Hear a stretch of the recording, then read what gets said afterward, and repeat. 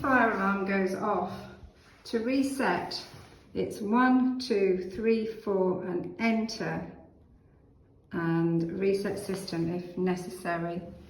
Please make sure there's no fire prior to turning anything off. The fire alarm zone plan will tell you where the fire is, so this needs to be checked first.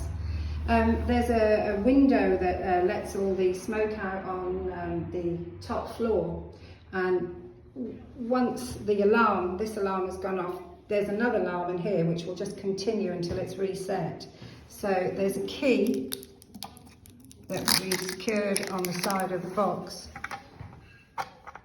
You need to open here, and then there's a button that you press, and that will stop the alarm in this box, and it will also shut the window at the top of the stairs.